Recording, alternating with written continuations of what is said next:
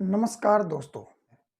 आज यह सोचने में भी अकल्पनीय लग सकता है, लेकिन आज़ादी का जुनून ऐसा था कि इसके लिए बच्चे, बूढ़े, जवान सब एक जैसे जोश के साथ अपनी जान हथेली पर रखकर निकल रहे थे। सुदूर पूर्वोत्तर भारत के नागा क्षेत्र में महज 13 वर्ष की एक आदिवासी लड़की गाई दिन्लू अपना बचपन छोड़कर अंग्रेजों के खिलाफ लड़ाई में न सिर्फ उतर पड़ी, बल्कि बहुत सारे इलाकों में इस लड़ाई का नेतृत्व करने लगी। 13 वर्ष की उम्र में आजकल बच्चे सामान्यतः अपने स्कूली जीवन में मित्रों के साथ पढ़ाई लिखाई और खेल कूद में व्यस्त रहते हैं, लेकिन उसी उम्र में गाइडनलू अपने समाज और देश के लिए इतना जज्बा और जुनून था कि वे क्रांतिकारी बन गई। रानी गाइडनलू का जन्म 26 जनवरी 1915 ईस्वी को भारत के मणिपुर राज्य में पश्चिमी जिले में हुआ। वह बचपन से ही स्वतंत्र और स्वाभिमानी स्वभाव की थी। झांसी की रानी लक्ष्मीबाई के समान वीरतापूर्ण कार्य करने के लिए रानी गाइदिन्लू को नागालैंड की रानी लक्ष्मीबाई कहा जाता है। रानी गाइदिन्लू भारत की प्रसिद्ध महिला क्रांतिकारियों में से एक थी। उन्होंने देश की आज़ादी दिलाने के लिए नागालैंड में अपने क्रांतिकारी गतिविधियों को अंजाम दिया था। झांसी की रानी लक्ष्मीबाई के समान वीरतापूर्ण कार्य करने के लिए इन्हें नागालैंड की रानी भी कहा जाता है। गाइदिन्लू ने अपने चचेरे भाई के साथ हेटाका आंदोलन से जुड़ने का फैसला किया। नागा समुदाय में सुधार के लिए हेटाका आंदोलन छेड़ा गया था। बाद में यह धार्मिक आंदोलन एक राजनीतिक आंदोलन में बदल गया। इसका मुख्य कारण नागाओं पर अंग्रेजों द्वारा किए जा रहे अत्याचार थे।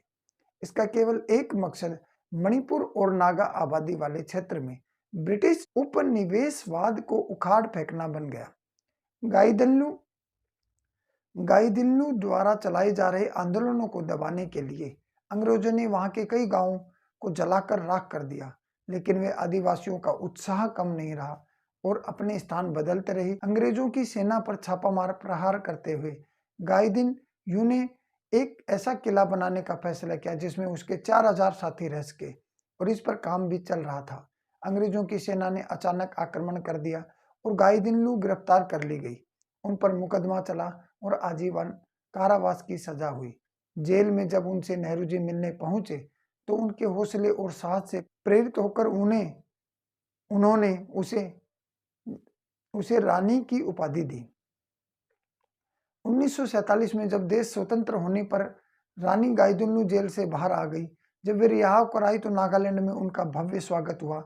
जेल से रिहा होने के कुछ समय बाद रानी ने अवकाश के रूप में अपना समय बिताया।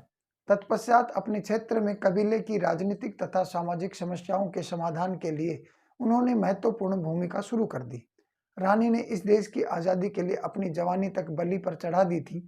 इस अपूर्व त्याग के लिए उन्हें कभी भुलाया नहीं जा सकता। उनका जीवन भारतीय महिलाओं को सदैव देशभक्ति की प्रेरणा देता रहेगा।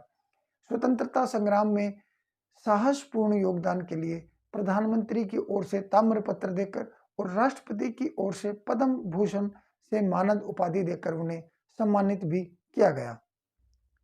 जवाहरलाल नेहरू के हृदय में एक बात जबरदस्त पीड़ा करती थी कि उनके अनेक प्रयत्नों के बावजूद भी रानी गाइदिन्लू को जेल से मुक्त नहीं करवा सके थे, और उन्होंने एक अवसर पे कहा भी था, उस नन्ही बहादुर लड़की ने अपनी देशभक्ति के जोश में एक विशाल साम्राज्य को चुनौती दी थी, मगर उसे कितनी यातनाएं, कितने घुटन सहन करने पड़े।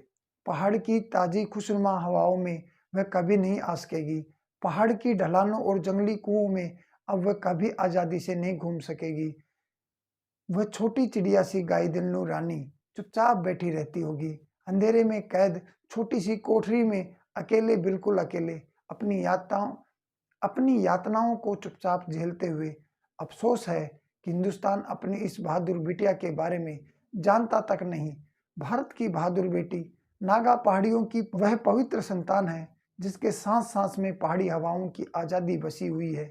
उसके प्रदेश के लोग इसे प्यार से, इज्जत से और दुख से याद कर रहे हैं।